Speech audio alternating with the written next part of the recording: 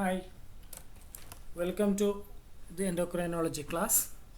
Our today's discussion is on synthesis of steroid hormones and amine hormones. Okay. Firstly, the synthesis of steroid hormones cholesterol, from cholesterol. Therefore, chemically, the structure is similar to cholesterol. Okay, and they are lipid soluble. This means they are water insoluble. Okay.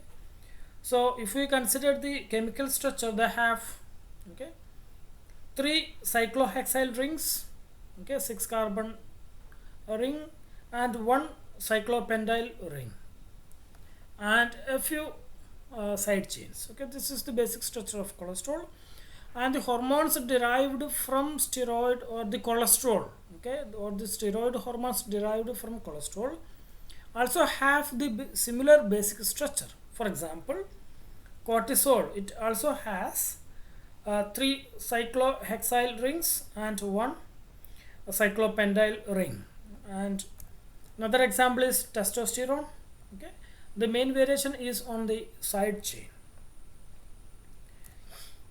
and they have very little storage in the producing cell.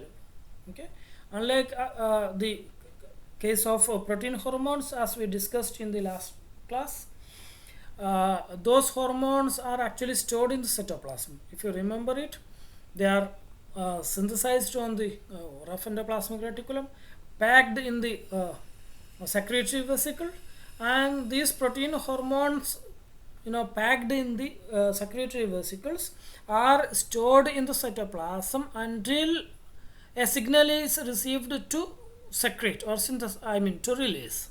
Whereas in case of steroid hormones, they have very little storage in their producing cells. So this means they will be produced only when a signal is received or only when a physiological requirement is there. But also they are not stored. These cells have large storage of cholesterol esters in their cytoplasmic vacuoles. This means that they have the ingredients required for the synthesis of steroid hormones are available in the cytoplasm in surplus quantity. So when a physiological signal is received to synthesize the steroid hormone, their main ingredients, the cholesterol, is immediately utilized for the synthesis of hormones and they are immediately released. So they have very little storage in the cytoplasm. So when a signal is or a stimulus is received, they synthesis de novo from cholesterol. Okay. So let's look into the synthetic pathway. Firstly, the cholesterol is taken into the mitochondria where it is converted into pregnenolone. Okay. So in presence of cytochrome P452A enzyme. This is a particular enzyme which is present in the inner membrane of mitochondria of the steroid hormone secreting cells.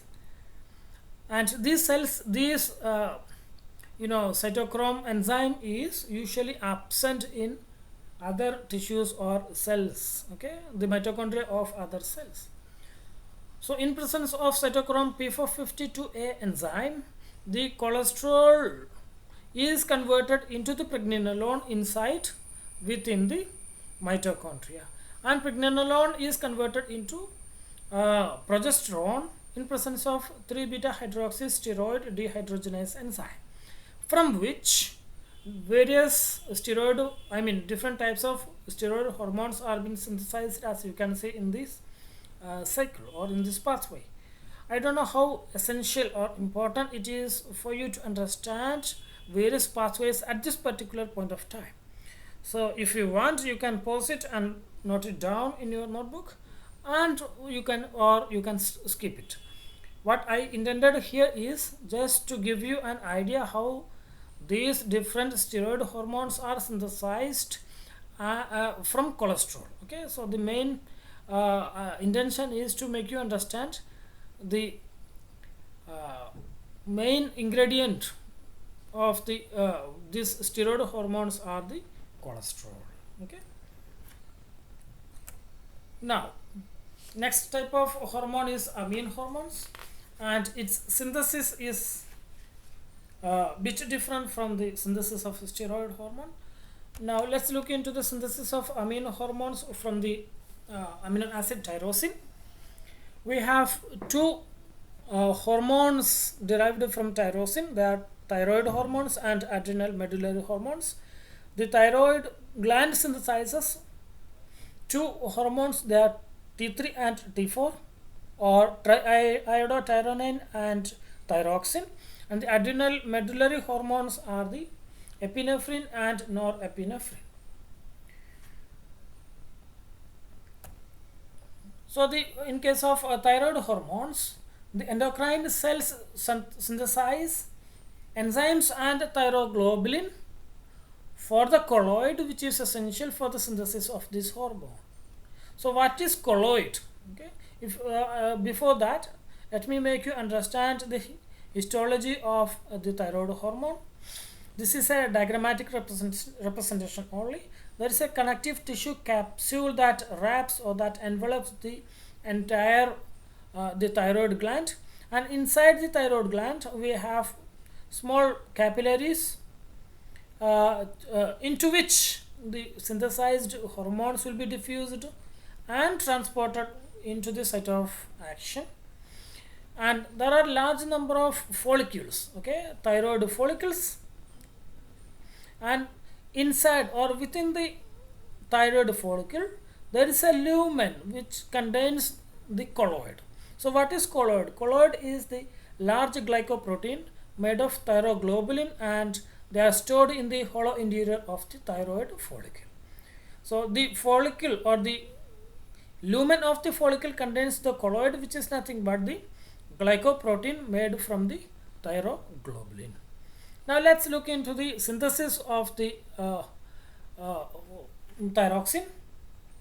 Firstly, the enzymes, okay, the endocrine cells, okay, just for understanding, the thyroid follicles, okay, these are the thyroid follicles present in the thyroid gland, and I have enlarged a portion of this thyroid follicle. Okay, so we have the thyroid follicular cells and the colloid inside and the blood capillary.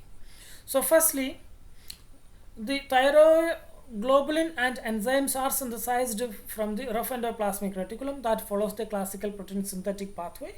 Okay, after translation, the enzymes and thyroglobulin are synthesized and packed in the secretory vesicles, and they are exocytosed into the into the colloid. Okay, so in the colloid we have thyroglobulin and enzymes. Okay, at the same time, iodine and sodium ions are also co-transported into the thyroid follicular cell through a iodine transporter. Okay, iodine transporter, which is a transmembrane channel through which the iodine is taken into the follicular cell, from which it is finally taken into the colloid. Now we have iodine, enzymes and thyroglobulin within the colloid.